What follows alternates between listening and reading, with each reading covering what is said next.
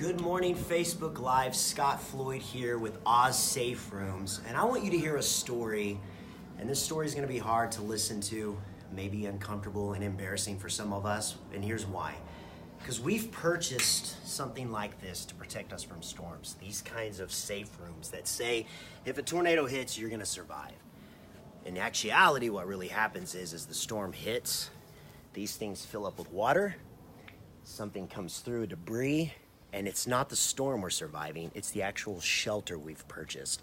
We have a special guest here that we want to introduce you to. And before we do, I want to, as always, give props to the owner, Scotty. Andrew. Always an honor. Thank you for letting me be here. We want to talk to you about May 6, 2015, when a family here got into this protection, as we call a shelter, to save us from a tornado. And what happened was, let me show you this. The water in this shelter filled up to right here. Now you can see how deep that was. Now, from what Andrew and our special guest will tell you, there was over 12 people in this shelter, including animals. Andrew, how do you survive that? You know, it's just horrible what some of these families are going through.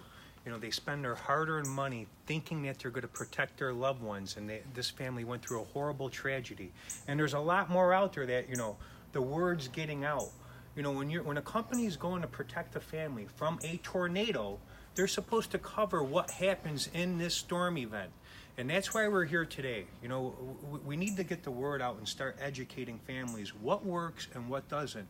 So the same thing doesn't happen to them, what happened to this wonderful family here. Well, let's introduce This is Sarah, our Thomas special here, guest, Sarah. and she's going to explain to you, you know. Yeah, talk to us a little bit, Sarah. So I'm getting this right, May 6, 2015, here in Moore, Oklahoma, you were in your house and you heard the sirens or the alert, right? Go ahead. We heard that there was possibility of tornadoes, so of course, get ready. You know, this is Moore, Oklahoma. That's what you do. Very true. Good point. Get ready. I came over here. I went home, of course, and grabbed my dog, came here. And we had a plan set to where we would put the dogs down there first so that whenever the sirens went off, all we'd have to worry about was people. So we got the dogs down there. We're watching sirens start going off. We start getting in. Does it just bring memories from May 3rd? Was it 2008? 99, 2003, 2013, here and more. 15, all the so same all that's areas. happening here. Right. Sarah's taking her family. You guys get down here. Now, how did you end up with 12? Neighbors. Our neighbors started showing up. We're a tight community, so all of our neighbors know each other, and they all knew that this was here and that they were welcome. So as you're in here, storm is hitting. Was there already water filling up, or did it just slowly, gradually fill up? What was that like? Walk us through that. That's horrible. Well, when I first got here, there was already water on the ground. I would say about 4 inches. So I called the company, Ground Zero Storm Shelters, and I asked them what we needed to do. Oh, so this was before May 6th. You were already seeing water in... This is the second time we've seen water before May 6th. Oh, on May 6th. Okay. Was the second time, I'm sorry. Wow. No, thank you. But we called them, and they said, oh, it's no big deal. We'll be out tomorrow to pump it. You know, it's nothing. You're fine. Your family's safe. I said, okay, well, don't know any different. When the door shuts, maybe it'll seal it and nothing else comes in. So we thought we were going to be safe. The sirens go off. We all get in there. Of course, neighbors still showing up. There ended up being about 12 of us total. Of course, 4 dogs. And the water just started flooding in. First, we were thinking okay, maybe we can stop it with towels. People had brought towels, you know, because we knew it was going to rain, so we got to dry off after the storm. Right. And if we lose everything, we want to, you know, at least be somewhat comfortable. So we were pushing towels up against the door on the inside. The water was just filling up. We were all trying to come up with ways to make it stop.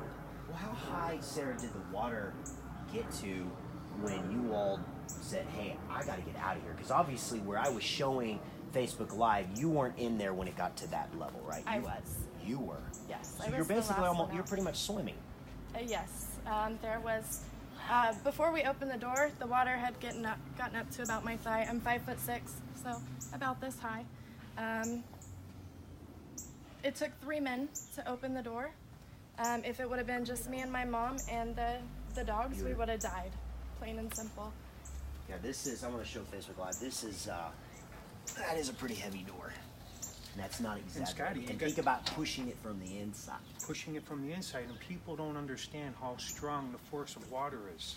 Oh, So when that water's flooding, and you know, it's like, you know, when you go to open your door and the wind's fighting you, water's even You're stronger. not just opening it like this. You have water coming over the top. Correct. So And you know, wind and everything else happening. And then what happens if, let's just take a look at this.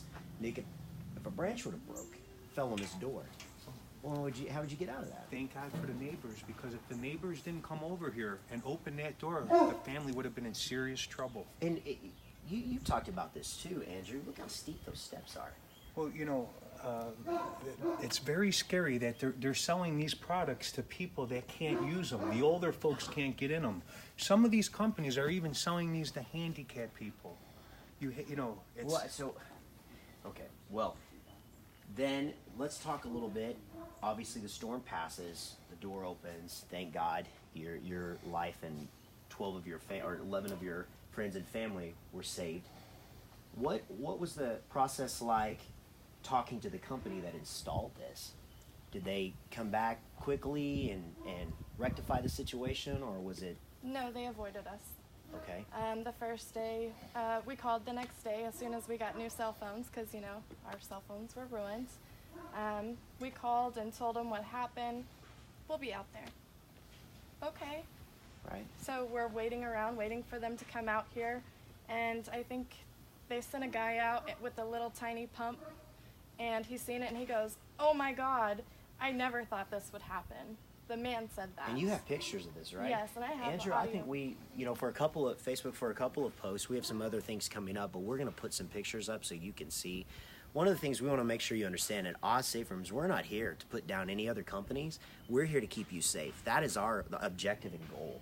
And we don't play around when it comes to your life. And there's a lot of money and energy, time, teams that have gone into making sure that when you have an Oz Safe Room, this is not the experience. You're not fighting for your life with something that is supposed to protect your life. And I want to make sure I give that disclaimer because I want them to know that you're not paying for a big warehouse. You're not paying people's salaries. You're paying for a product that has been truly tested to save your life from an F5, an F4, F3.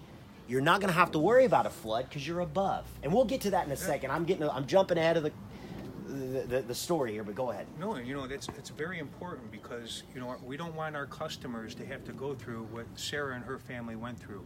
You know, she had contacted the city. She had contacted the Attorney General. You know, explain some. But didn't your mom actually, before when this was being installed, she got the permit. She went through it went through checks and balances to put this here, right? Now, did anyone come back and check on this once they installed it to make sure that it was okay? So then go back ahead. You talked to the Attorney General. Go ahead. I'm sorry, I interrupted. Oh, you're fine. We talked to the city, we talked to the company, we talked to the Attorney General. It seemed like nobody cared. So finally I went and I met a friend and I went and found Andrew at Oz and he sat down and talked with me and I told him what happened and how scary it was and how I don't know what to do. And it was crazy. I go to work one day, I come home, and there's an Oz Safe Room in my yard. Listen it how was loud. I mean, that's just, and think about what that's like being a fish in an aquarium and somebody tapping on the glass. That's too loud. You know, and a lot of families suffer from high winds. You know, when they go to open a door that swings out, especially the older folks, kids, and you have 60, 80 mile an hour winds, they have a hard time getting that door closed. And you know, what people really have to wake up to, and it's unbelievable, we try our hardest to follow all the strict guidelines, codes, rules, regulations, law. You know, in construction, code is law. So, you know, when you're reading through their brochures that this company gave to the family on their contract are all, most of the companies all state they meet and exceed FEMA standards, FEMA approved. This isn't FEMA approved. Well, you open up the FEMA book, it says caution, do not install underground shelters in clay expansive soil. Which is all of Oklahoma, pretty much. State of Oklahoma. Or flood prone areas. What about garages? Like, I don't, isn't there something in there? You're not even supposed to have a safe room, a shelter, whatever you want to call it. They're calling it everything these days. You're not supposed to put an underground cellar where you can park a car over it with 20 gallons of gasoline above your head, or at the lowest point of the floor. All garage floors have a pitch for a reason: water and fumes. So when you put something at the bottom end, it's a drain. We all know if you dig a hole, water is going to go down. Certain gases, when propane's spewing, it looks for the lowest points. So being underground today is one of the worst places to be. And remember, too, we're in a congested neighborhood here. 50 years ago, when you lived on your land, a tornado was coming. You had a fighting chance to get down into your cellar. And the old-timers built them away from the house. Now when you come into a congested neighborhood, water, power lines, debris, all these homes built on top of one another. And it was very sad because we actually, we were at a pretty big meeting with the Code Council, and a professor there from OU was trying to blame underground cellars from flooding from a broken water pipe. Now, I wasn't here when you and your family and your neighbors got in this cellar. Did this cellar fill up from a broken water pipe? No. It was raining? It was raining. It was from a storm. And we had some pretty horrible rainstorms. So let me ask you this. Something lit a fire, intrigued you and your mother to purchase a shelter. Talk to me about that. That obviously happened before. You had this before 2015.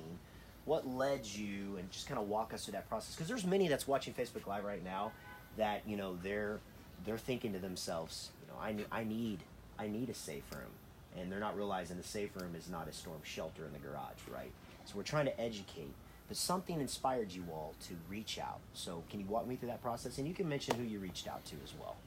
Okay. My mom and I went to a doctor's appointment across from, or right in front of the Warren Theater on May 20th, 2013. Wow. And the building we were in was leveled.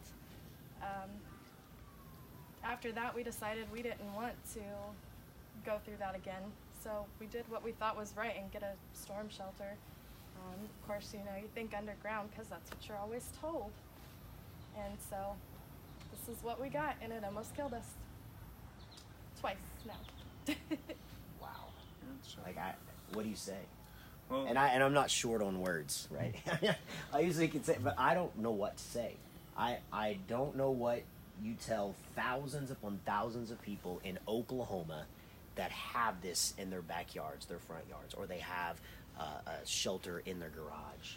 Let's look at what that's what let's we're going fix to show it. you. So you actually said no to this. Now, how did you get in contact with Andrew and Safe Rooms?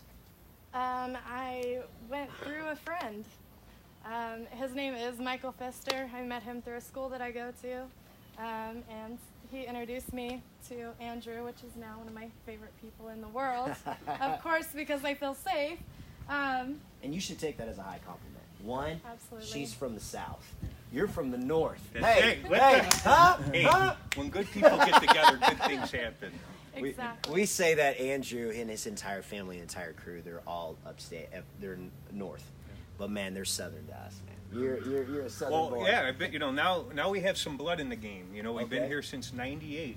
And that's one thing we're pushing. We gotta, for people to really go through our Facebook and our website.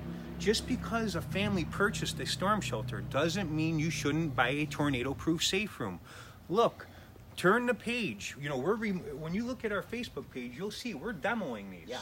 We can come into a customer's backyard and make this look like it was never there. Are we taking this one out? Well, We're gonna destroy it. Well, it'll be up to the family. Now that they have their safe room, we'll see what their next steps are. Can I say something? Yeah, absolutely. We asked the company to come out and get rid of this, and they wouldn't. They said, no, we'll come out and raise it, but we will not. We'll not take it out. Wow. And we're going to charge you to do that. Are Are you serious? Serious, Okay, 100%. so as you said, moving the page. Yes. You heard the story. Now let's look at the choice that Sarah's made and where we're at now. Ready? All right, come on.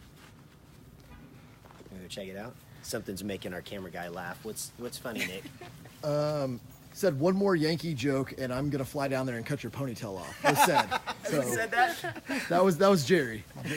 I'm telling you, my ponytail. I don't have a ponytail. See now, look Check at the this difference out. for Sarah and her family now compared to having to crawl down into that hole.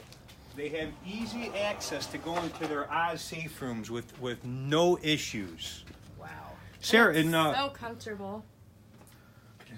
Look at put that. those lights on and show them how you got that lit I up in there. messed up the battery. Look at this. Okay. I don't think it's going to work. Nope. I think I messed up the battery playing No with it. worries. No worries. So But you have no, it there's lit up though. fans. I see you have LED tapes or LED tape. Yes, and it's very nice. The last time we went in it, the neighbor across the street came. He still has nightmares from all the tornadoes. He got in there and we were playing with the lights, strobe lights, and it was comfortable. It wasn't scary. We weren't worried. Oh, if the house is gone, where are we going to be? We're going to be just fine. And it's very important that people understand this safe room. The door is very important. This is a labeled door. It's been tested. Easy access. If a kid's in a wheelchair, the older folks, they can operate this door very easily. And what separates the safe room from any other structure on the market is the process and how we pour these units. We pour the floor, the walls, and the ceiling in one continuous pour. Remember, what you put together in pieces will come apart in pieces. And the reason you want to be in concrete is because, remember, metal is a conductor. If you're inside the safe rooms and a power line lands on you, you're alive. If you're in a metal container, your family's going to be in serious trouble. And I really want everybody to pay close attention to this because we had Rochester Institute of Technology. They did the testing on this unit, and now they're testing other products. So we're going to be listing the results. They tested the slope face storm shelter. And remember, this is not a storm shelter. This is a tornado-proof safe room. There's a difference Yeah, explain between that. There is a difference between that. Well, yeah, if you read in the fine print, a storm shelter is designed to give you near absolute protection in a storm event. They never mention tornado. That's why we went for extreme testing. We did a finite analysis on this where the college, Rochester Institute of Technology, tried to destroy the structure. Didn't it shoot back? Was that the one where they shot at the door and They the shoot buoyancy it. caused We did the 2x. We did extreme testing on the door. We did drop test on the safe room where we drop cars on it. And we the actually have that on Facebook. You You go were on- dropping a car. Right, but the best part is, my old man, my father, the We've talked inventor about of this this before. safe room, Yeah. is in there with the door open. That's While crazy. they're dropping cars on Dropping there. them. So, before we go and put, human life in there, we want to make sure that this product works. And when you see the results, when they're dropping vehicles and doing impact tests on a converted septic tank, remember, we specialize in tornado protection. We didn't take a septic tank and convert it into a storm shelter or put together a metal container and throw it in the garage slab. We feel as time goes on, you should raise the building standard, and that's what you'll find with the safe room.